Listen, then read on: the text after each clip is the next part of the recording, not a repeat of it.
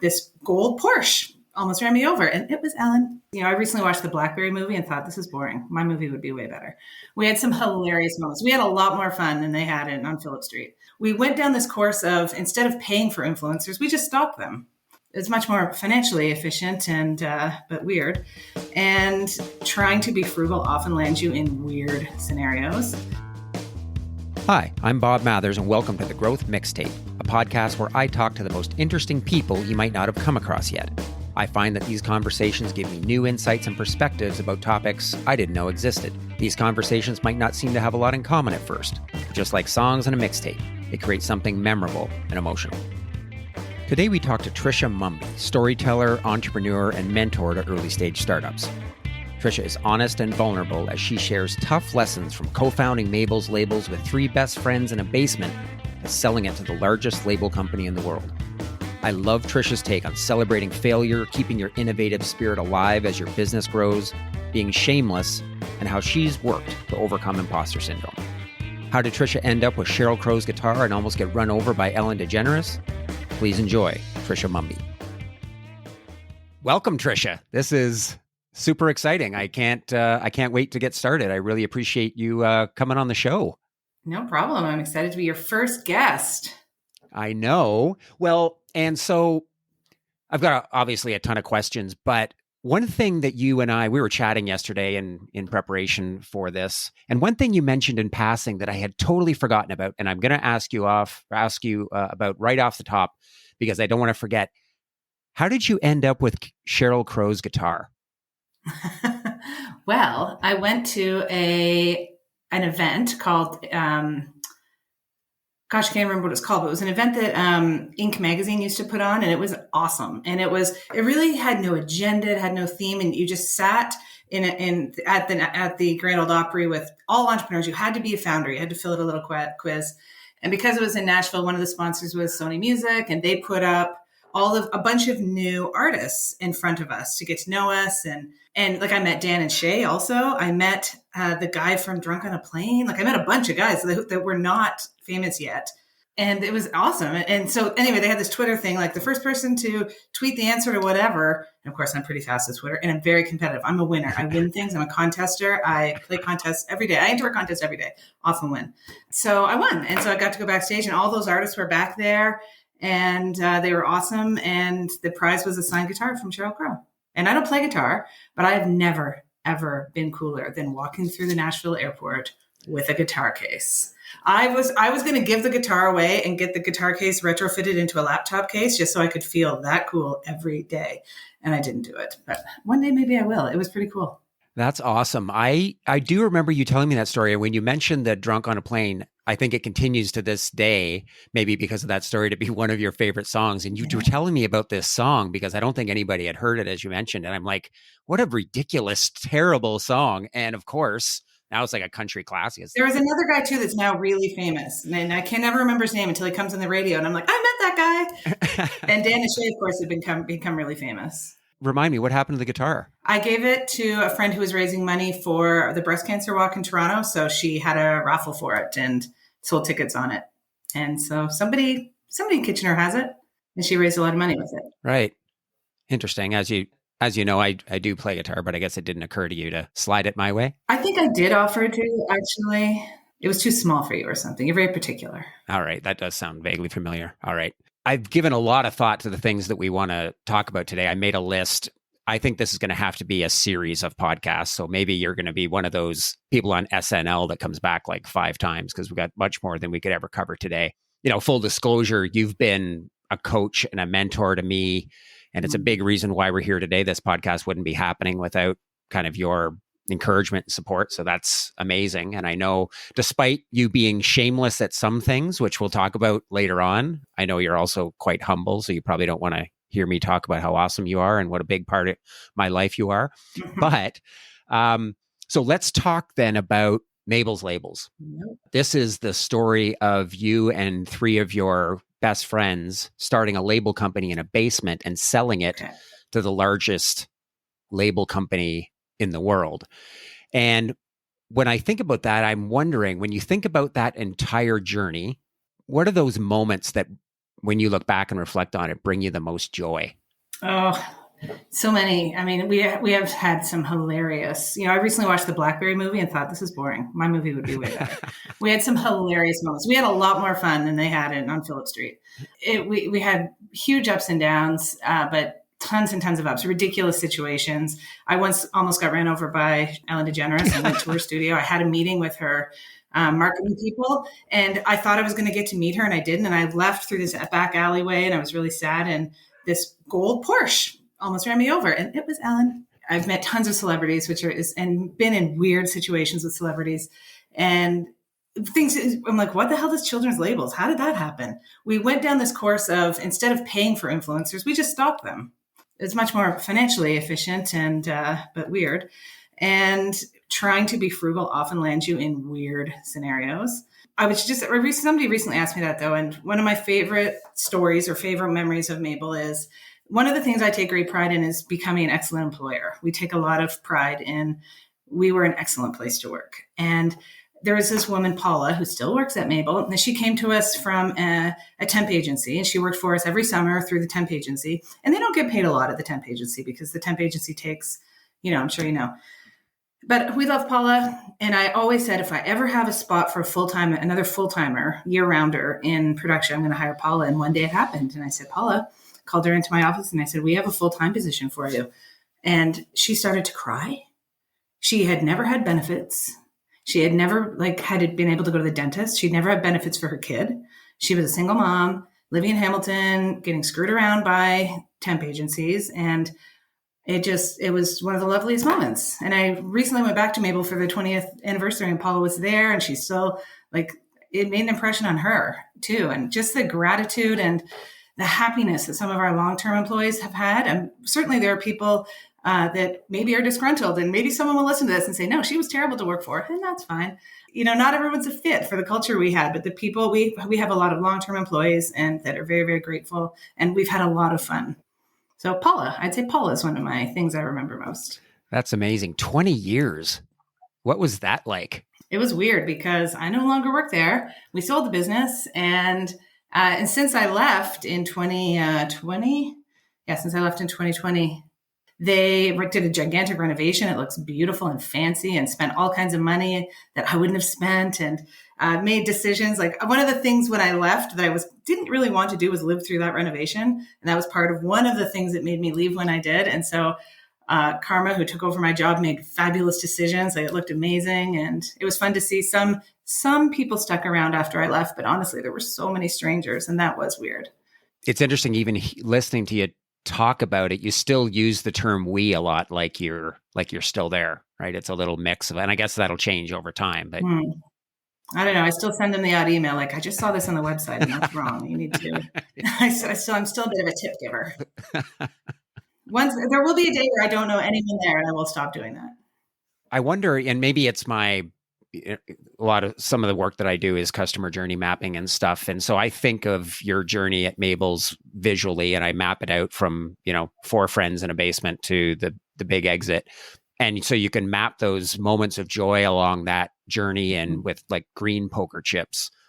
What are some of the hardest moments that you would put maybe in red poker chips along that journey that stand out?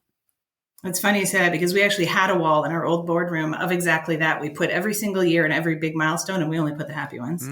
We learned the hard way. We really wanted to be in retail. We had some advisors tell us, you're never going to make it in America unless you get the Walmart mom, the mom that will never buy online, the mom that has to see you on a store shelf to understand you and trust you. And so we put a ton of work into that. I went to China twice to look at factories and figure out how to make these labels and how to import them. And we worked really hard and paid a lot of consultants to get into meetings with Walmart executives. We went to Target head office. It was a lot of work, and we did it. We landed it. We thought we were laughing. And we learned the hard way that retail is a nightmare, and I'll never do it again. We sold millions and millions of dollars worth of labels into Walmart, and most of them got returned to us. We had skids and skids of labels back in our warehouse one day.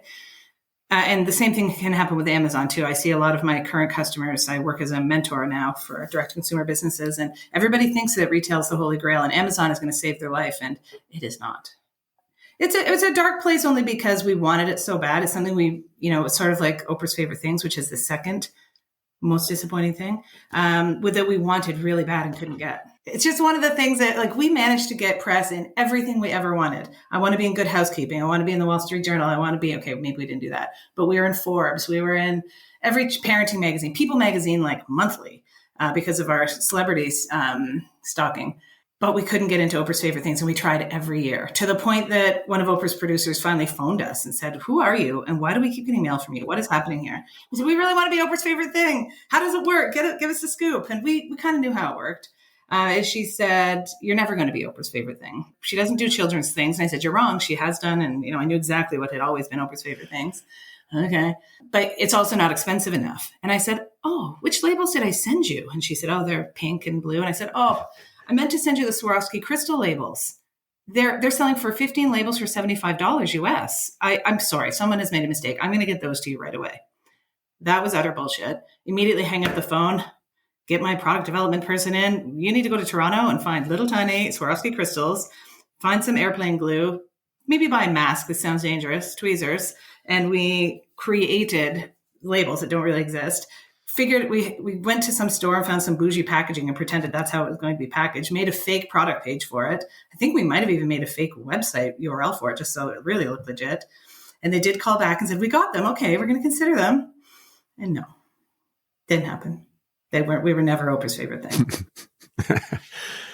When you talk about the influencer, you mentioned that a couple of times. I don't think that was actually a thing back then, was it? Like it wasn't. No. Like remind people of when you were doing this. There was Facebook. How was the social media landscape? It was really blogs, and mommy bloggers were coming up, and then some celebrity mommies were having blogs, like Lisa Rinna and Brooke Shields at the time were kind of hot. We got both of them to write about us and thank us publicly.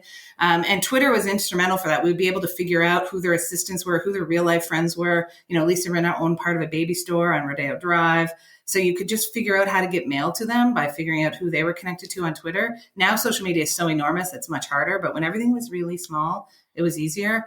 And what really, really blew us up, like a life-changing day for me that I'll never forget, is the day that we were in a blog called the Daily Candy. The Daily Candy, we didn't even know anything about it. I basically came home from work one day and for my job at University of Waterloo. And my husband said, Cynthia, my partner who did production and was on mat leave at the time, Cynthia has called a dozen times saying that you've got a virus. You've got to deal with it. Call Cynthia back. And I was like, I'm going to have a shower. Whatever, I'll deal with it later.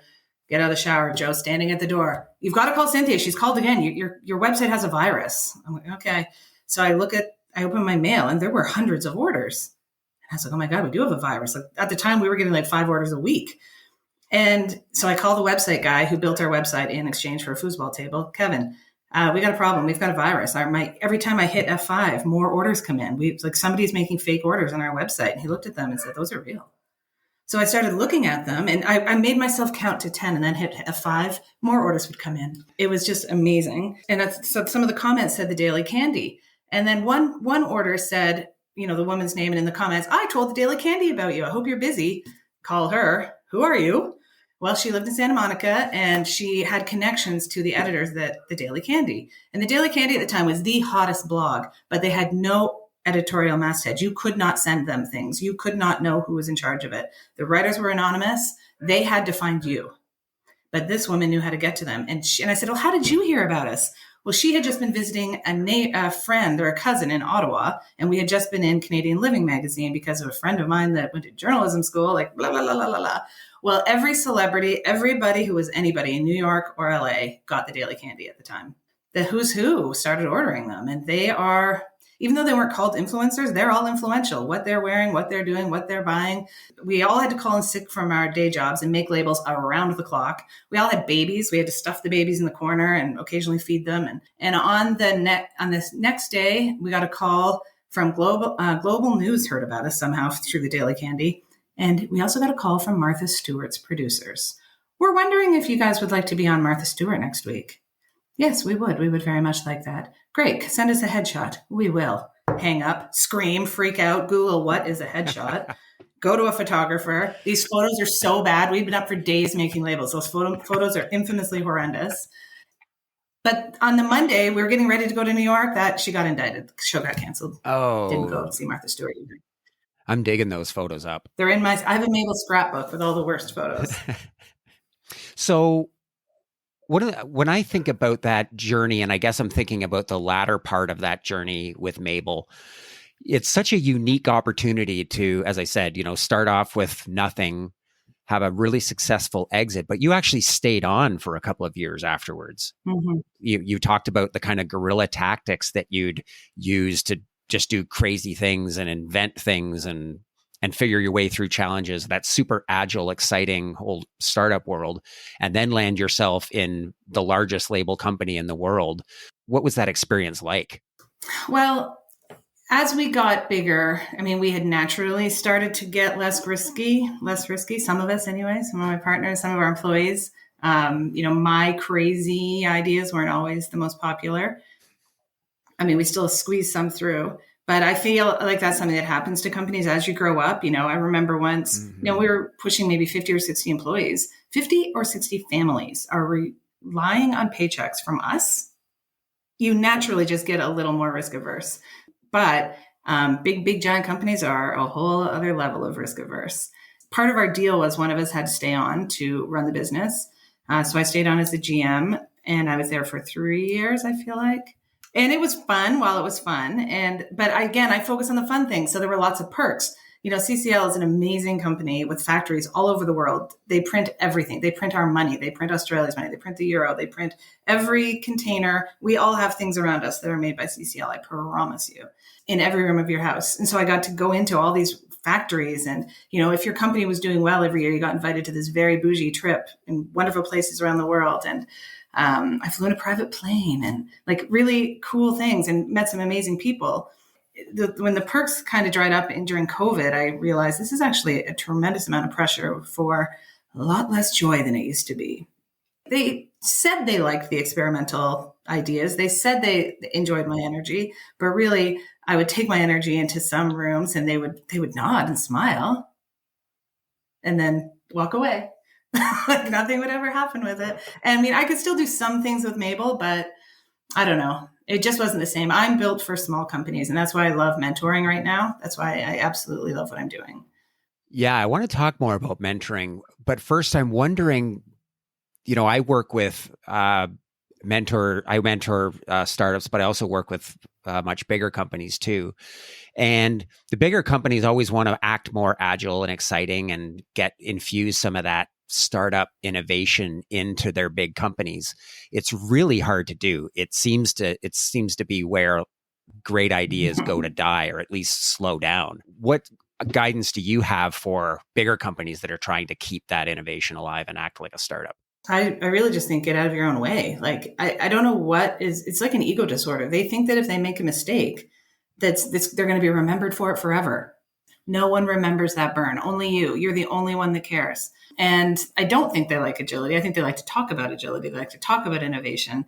And they're really afraid to take risks. And that's a top-down mentality, because that is not true in every company. You see big companies that can do it, and that's a leadership choice. That is a style. The smartest companies create innovation departments and are willing to experiment. They don't have any bias. They don't start sentences with, this is the way it's always been done. People that have never utter those words or start sentences that way, you put them in a special room. You put them in Communitech and in that glassed in area in the center, fill them with students, rotating students, new ideas, people that are unbiased about your competition and your history, and let them be alone and away from the poison. All companies need the people that are although, and they need that for sure. But you're going to crush the people that don't even know how to say those words. That's interesting. I have seen that. I think even those that do that reasonably well, they still struggle with, okay, we've got these walled off, innovators over here, but they've come up with an idea and a concept, and now we're going to go introduce it into the rest of the business. And I think sometimes those innovation groups, they lose credibility because after a few times there's a big splash and there's new ideas, and then they go into the business and they just don't deliver the results. And so there still has to be that, implementation of it. Ideas people are not about results. They're about ideas. Yeah. So if that happens, it's because the sales team, it's because the marketers, it's because somebody didn't believe. That smells of a culture that doesn't believe. Celebrate a failure. Everyone, like when innovation was all the talk, when Tony Hsieh and Zappos and everyone talked about that, celebrate the failures. Nobody really did that. Nobody wants to celebrate. I celebrate the failures and try, even at Mabel, it was hard to get because there are just some people that cannot do it, but they have to learn to fake it, or they don't belong in a culture that truly believes in innovation. Yeah, that's amazing, Tricia, because one of the things that you and I did recently, actually you did, was start a business book club. And the book that you started with was Limitless by Jim Kwik.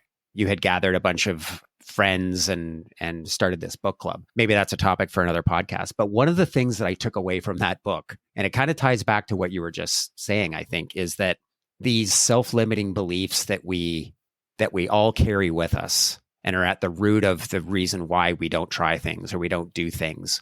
And the realization that these things happen in childhood, which frankly, to me as a parent of somebody that's got kids that are 18 and 21 now, I'm like, oh my God, what have I done to, place judgment on them or help them or create these self-limiting beliefs that my parents created in me, that my grandparents created in them, et cetera.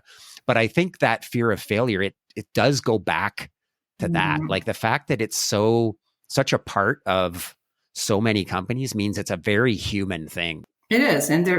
But you got to get over it. There's got to be a way. I don't know if it's ayahuasca or therapy or what it is, but I know if it's about embarrassment. And I think I got over it by just having to. Like when you start a business and your partners are relying on you, and frankly, our husbands did not believe in our business. They thought it was stupid and it was going nowhere, and we could not quit our jobs until it, got to a certain place. And we didn't want to either. We're risk averse. And, we started the business literally with $1,500 each. That was our in to start the business because our families didn't want us taking any more money out of our lives to start this stupid business. And so the fear of failure was real, but to make it work, I had to get over it. You have to go all in. You have to send an email to Brooke Shields' assistant and hope. Like you can't be embarrassed. If you need it to work, you have to be shameless. I have had a lot of failures and that childhood stuff in that book. Like I remember sitting outside my grade 1 classroom with my grade 1 teacher telling me that I was going to fail. She was going to hold me back from grade 1. And the same thing happened in grade 8. My mom had to come. My grade 8 teacher wanted to hold me back from high school. Everybody else was in the classroom. They knew damn well I wasn't getting an award out there. I definitely should have a little more shame, but I don't know. I just don't. You can't succeed with it. I see entrepreneurs doing it now even, they want everything to be perfect. They won't launch until it's perfect. You can't afford to. What are you going to do? Sit around and burn money longer? No, you can't afford to. Launch, tweak, fail. No one's going to remember you. Like everybody has got this idea that people care a lot more about their failures than they really do. You're the only one. And if you can figure out a way to get over it fast, who cares? And if you've got someone in your life that is disappointed in you, that is going to say, I told you so, or look, like I told you not to spend that money. You shouldn't have started this business. So they don't belong in your life. I love that you're really the only one that cares about your failures, and you're the only one carrying this shit around with you for the rest of your life. Everybody else forgets all about it.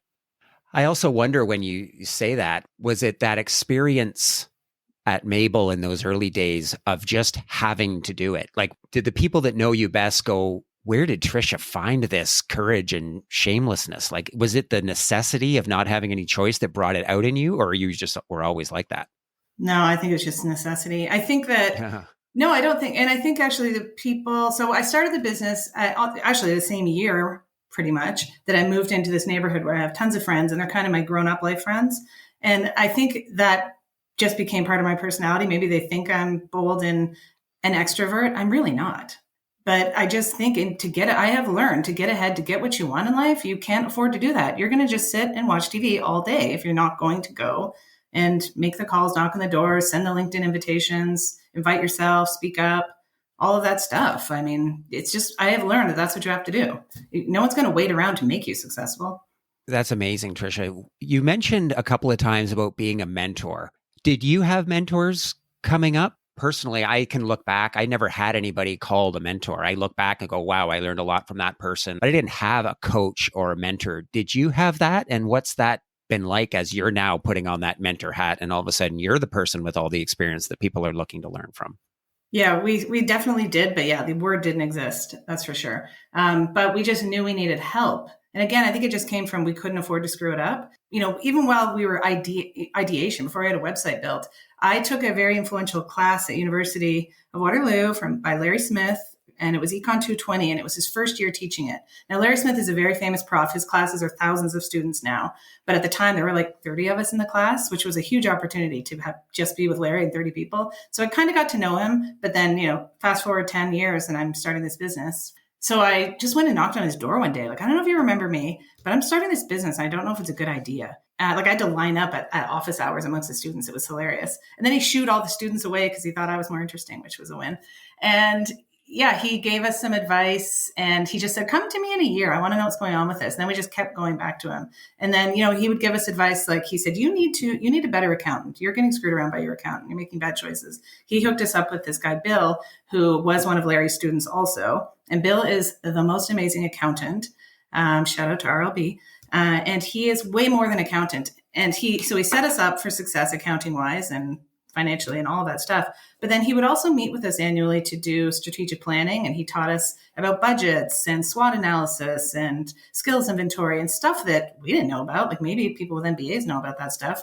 But Bill basically gave us an MBA for free. He did this just on Saturdays. We would go to his office on Saturdays because we asked. And there are people out there like that. People like Bill are who become mentors. Like I see people in all the programs that I mentor in that I'm like, you're a lot like Bill, or just people that are curious. Like Bill's an accountant. He should be worrying about debits and credits and holding companies, but he's also interested in marketing and just success. He's interested in his people, the people in his life being successful. And I think that's what mentors do. The fact that these incubators and accelerators exist, where people can get in for free, where people can get paid to get in, or people can pay a tiny bit of money and have access to all of this, blows my mind. If we had had access to something like Innovation Factory, Accelerator Center, we would have been Oprah's favorite thing for sure.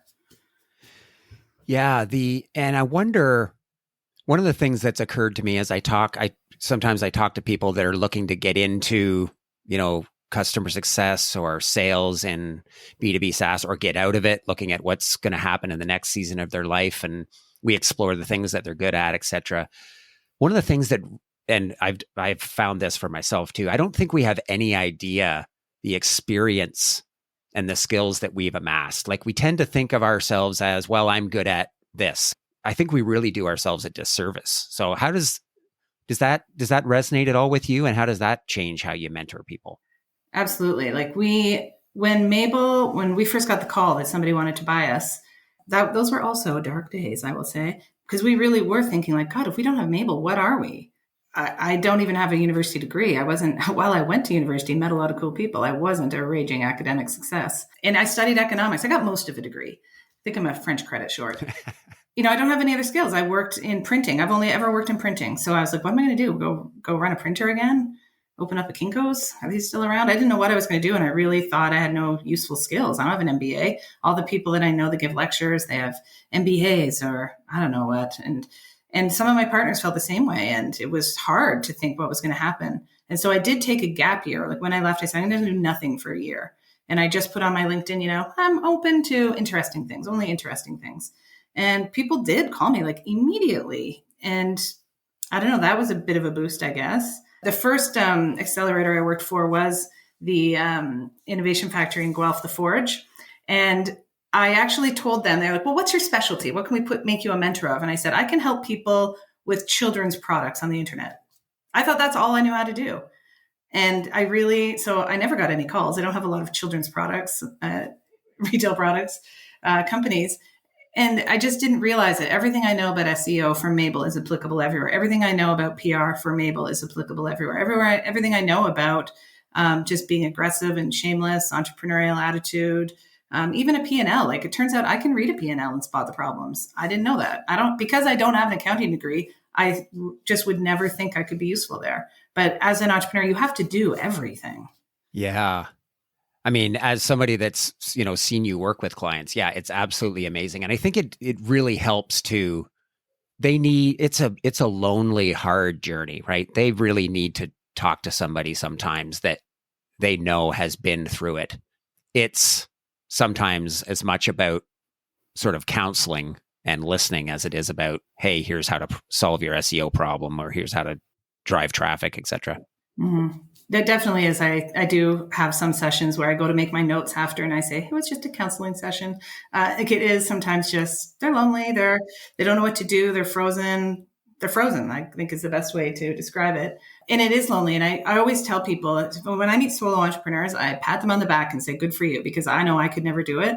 I'm a partnership person. I needed to owe my partner something to get anything done. I needed my partners to call me on my bullshit. I needed my partners to tell me when an idea was way out to lunch, even for me. And if you're doing it by yourself and you don't have that, there's risk there. And it's also like, I can't imagine. So I really always encourage them to find a community, find a tribe. After, 10 years with Mabel's Labels in my partnership before, we also kind of didn't get sick of each other. We ran out of things to talk about or whatever, cloistered ourselves in our own specialties. So I did meet this other group of women that owned baby-related businesses and children's products that were awesome. And then also just women entrepreneurs in Canada, and just having those little clusters of people, I think is really important. And I encourage people to make a retreat out of it, go away, make it a mastermind. Like, men are very, very good at creating masterminds and joining expensive masterminds and things, and women are less good at it. So you know what? Call it wine night, do whatever you got to do, but get together, find your people and make the time, and it's going to pay off. You talk about finding people around you to support you, encourage you. I think that's super important. I don't think I really appreciated that until the last couple of years. But I also think, and you're also really good at this, Tricia, like, let's go out, let's get a coffee, let's go get a group of people together. And it takes so much more work now that everybody is kind of more distributed and sitting in their office or their basement most of the day. I don't think we realize how much we miss it. And we have to have somebody to force us to say, yeah, I know you don't want to leave. I know it's just easier to do this on Zoom, but I've never done it and come out of one of those meetings and regretted it. Absolutely. And I don't do it as much as I used to, but certainly for, an ideas person, product development type person, it was really important for me to spend the time and money to go to things outside of my business. So my partners and I had to agree to budget for that because I needed that. I needed to get out of my business and meet other people and see other people and understand how they thought, learn from people on a stage, just be in a hotel room by myself for 3 nights. I needed that to function. And that is just an expense that was necessary. But I need a change of scenery. I need to be around different people from time to time. And it pays off. When you say that, it made me think of something else that you and I have talked a little bit about is creativity. And one of those things that we explored in that Jim Quick book was, well, maybe just a quick, personal story about it, is that I've just grown up realizing, and maybe it's one of those self-limiting beliefs that was instilled in me early on. It's just, I'm not particularly creative, right? Like I play guitar and I can learn songs, but I've never once written a song. And what I realized was that I can be creative. It just doesn't look or feel like what I think creativity looks like. Like I have these ideas, but they never happen when I'm sitting in this chair. They happen when I'm out in nature, usually walking or biking. And so I've learned I have to have my phone with me so I can talk into it like a crazy person wandering through the woods to capture these ideas. And it's really been empowering for me. There's something about getting out of the area where we spend most of our lives that is just, at least for me, what my flavor of creativity looks like means that I got to get out of here if I'm going to do anything creative. I agree. I tend to feel like I need to get out of the country, which is a more expensive option, but maybe that's just a self-limiting belief.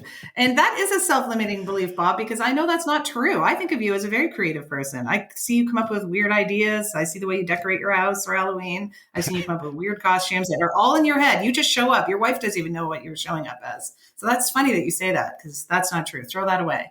Lots of gurus try and teach you to get into a creative space. I don't have that. Like for me, it's about energy. I have, I do a lot of puzzles. And so there are days where I set out the puzzle and I'm not leaving the island until that puzzle's done. And then there are weeks where I just go every once again, move a piece around. I don't know. Some days I'm having obsessive energy. Some days I can't focus on this energy. So it's the same with creativity. Sometimes it's a very creative day and I'm feeling really good. Like I'll go for a walk in the morning. And if I'm like, oh, this is an idea day, I'll probably cancel some other stuff, do something that will make that happen. For me, you can't force it. I really admire the disciplined people that have learned to find a way to be creative. For me, it happens on the day it'll happen. I'm pretty random. Oh, that's awesome. One thing that I wanted to ask about, because One of the things that's happening in the B2B SaaS world is this, maybe it's a resurgence around community. I know Mabel created an incredible community. I want to ask you about that. I guess the reason it ties back to virtually any business is I think that more and more people are looking at building a community that can help their users be more self-sustaining, right? So they don't have to come and rely on us all the time. They need a new template, or they need to have a question, or they're wondering, is this how the solution should work? Now, Mabel, I had never seen anything like it before I saw you do it at Mabel. And I wonder if that's something you specifically did, or something that kind of happened by accident. You jumped on and realized and started to put fuel on. How did that work? It was very much on purpose because it's free. Like, again, we started this business with hope and cheese strings. It was free. It was free to get people to talk about us on Facebook. Facebook was growing up at the same time we were growing up. So we jumped on that immediately. Twitter, and then, everything else. And we tried everything. I remember Julie Cole and I sitting in a closet with a little digital recorder, probably in 2005. We were going to make a podcast. We'd heard about podcasting. It was awful. It didn't go anywhere. But we just tried everything that was free. And when we found something we liked, so we liked Facebook. We also found moms liked Facebook. So Facebook was fire for us. And we built our fan base to 100,000, over 100,000 before Zuckerberg wanted money for anything. So we organically reached so many moms. And the community part really comes in that we talk back to them. Now I see so many companies just treating it like a shouting platform. No, if we posted something and people were interacting, we go back. To this day, people at Mabel's Labels will go back in and say, oh, I'm so glad you like them. Or, oh, can you DM me if they're having a problem? Like, we treat it like a customer service channel. And we do see the super fans answering questions for us, which I love. I don't know why you wouldn't. It's free. It's engaging. It makes people feel brand loyal. And we love it. And it was so much fun. We used to go to these mommy blogger conferences and meet all of the influencers, the bloggers that were talking about us. And sometimes we'd run a contest and take a fan with us. And it was just a lot of fun. And they were our people. Like, we were young moms marketing to young moms. So it was a no-brainer. I think in software, it's probably a little tougher, but I love what I'm seeing with Canva and Notion, allowing users to show off. Like, Canva has all these contests, these design contests that make people feel so proud to be a Canva user. I am sure none of those people will ever go back to Adobe, if they ever were on Adobe, because the transition would be really hard. Adobe has a community too, but they're less evangelical. The Canva people are Canva people. And the Adobe people are leaving for Canva. Right. And the same thing with Notion, like letting people create these side hustles out of these digital products. And Notion is proud of it. They're competing with them. They sell stuff too. If you can create a whole business off someone else's platform, you're pretty loyal. And then they go on and inspire other people and sell courses. And it's amazing. Well, yeah. And it's interesting, as mentors that work with some early stage companies, there always seems to be this conversation around, are we B2B or are we B2C? And it seems to be this fork in the road where we have to decide. And I think, and in fairness, sometimes when you're a startup, you do have to pick one because you've got two people and very limited time and resources. But that doesn't mean that you'll always stay in that lane. And I see the lanes and those distinctions becoming a lot more blurry for that reason. What are your thoughts on that? Well, at the end of the day, it's a human being making the decision. I don't even like the term B2B. I mean, I get that you're selling business products, but at the end of the day, it's a human that decides to make the sale. And so you still need to speak to humans like humans. And no matter what you're doing, like you're in B2B, you probably go to an annual trade show. You've got to have humans there that can connect with humans walking by. It's still a human business. And you still have to get found in the algorithms. You still need the average human. Even in B2B, people are only going to spend 5 seconds on your landing page and to see if they make a connection. So it still has to be human eyes and human brains that absorb it and connect with it, not businesses. Businesses do not make choices. Humans do. Yeah. So it's almost like, okay, it's B2B, but what can we learn from the B2C world and all of that science that's gone into, the customer journeys through a website and communication and personas that, yeah, we do in B2B, but we do it so differently in B2C. I think there's a lot that we can learn from that. Yeah, I think you have to think about so in your business, like let's say, I don't know, can't think of a business, Vidyard. I use that software all the time. So let's say you were in the Vidyard team and you were thinking about personas. I wouldn't think about it as types of companies. I would think about it as types of humans that are making the choice. So is it a purchasing person? Like at this size company, is it a purchasing person, or is it the head of sales, or is it the head of consumer experience? Who would buy Vidyard at this company and make a persona for them? Because it's a human being. I love that. Okay, I've just got a couple of things left I wanted to cover. One of the things when we talk about social media, I guess I'm thinking about LinkedIn specifically. And I find this, I know a lot of people that I talk to find this being so overwhelmed by all of the experts and thought leaders on there that seem to have the answers, right? And it creates this sense of, I guess it's imposter syndrome, it's anxiety, like everybody seems to have the answers except me. And I've heard you talk about just go and find one person that you aspire to. Find one person that's running the business that you want to run and copy what they do. I love that advice. Can you talk to me a bit about that? No, I don't say copy. I say be inspired by. Okay, sorry. I don't want to get into trouble. But it's true. Like if you basically, we spend our whole lives trying to be somebody else. Like who do you want to be when you grow up? And that's basically who do you want to be when you grow up? You know, if you're trying to become a professional speaker, who is hitting the stages you want to hit? What are they doing? What are the meta tags on their website? What are their photos like? Who do you think they're contacting? How far in advance do you think they're looking at those opportunities? What are they speaking about? What are the keywords they rank for?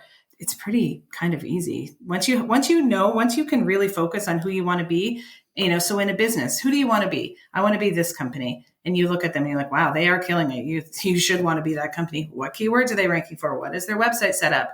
You know, yesterday I met with a company that's maybe making $4 million a year, and they aspire to be this company that's making $25 million. And I said, well, let's look at their website. And oh, look how interesting. They're putting this button here and this. And I said, at $25 million a year, you can be sure they have a UX expert on staff that is tweaking that website every day. Why not just benefit from them paying that person? You know what I always say? If you want the shortest route to success, follow a lazy person around. I am extraordinarily lazy. I will find the shortcut and the easiest path to everything. And that's the shortest path. Be inspired. Well, yeah. I've been following you around for years. I wouldn't call you lazy, but I think I know what you mean. I am. I really am. Like I'll find the easiest way to get something done every time.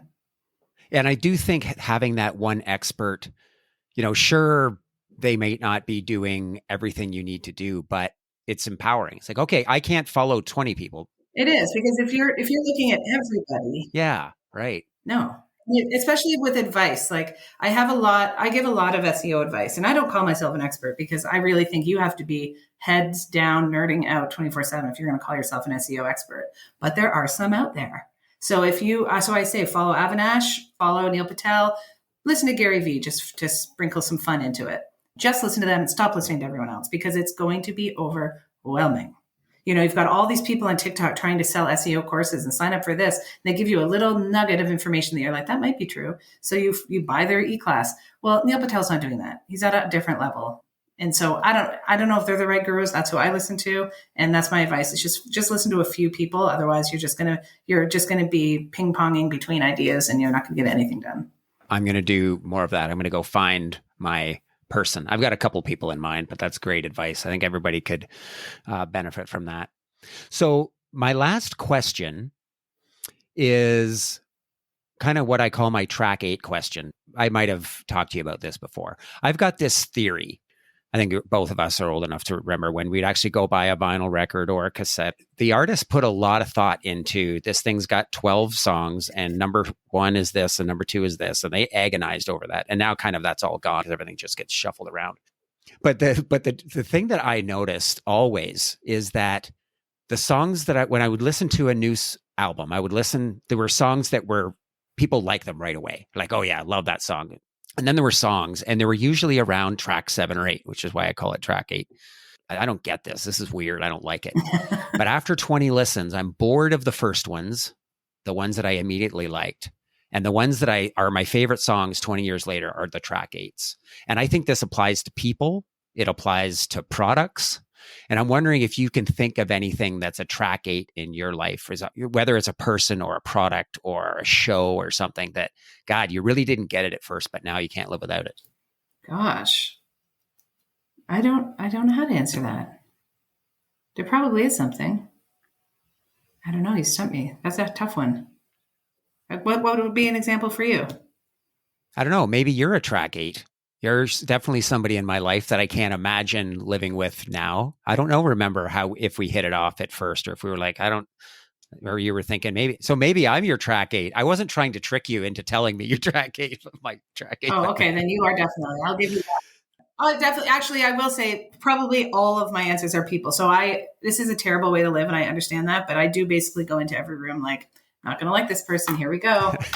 Yep. And, I used to joke, except I wasn't entirely, especially in the early days of Mabel when we were so busy. I'd be like, I've got 10 friends. I'll let you know when I have an opening. We cannot be friends. That's just that. I just don't have time.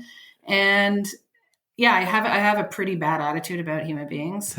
So yeah, when somebody does change my mind, it is amazing. Well, there's occasionally I meet somebody, but then I'm like, I just love them. I love them immediately. But yeah, I've got a pretty bad attitude about people. Dogs, I like all dogs immediately, but people, they're probably all track 8s. Well, Trish, I just want to thank you for this. I want to acknowledge you for all the support and coaching. You really have been a mentor of mine of the last couple of years. I can't imagine my life without you, and I really appreciate you coming here today. I've learned a lot, even from somebody that I've known for as long as I've known you. It's surpassed my expectations. I can't thank you enough. Oh, well, thank you. And I'm glad you're in my life too. And it's been fun. And I wish you a lot of luck with this podcast. I think it'll be great. Yeah, amazing. Okay, thanks again. We'll see you on the street. Okay, bye. Bye.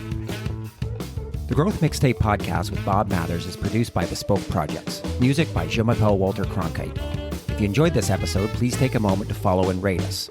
When you do this, it helps to raise our podcast profile so that more people can find us.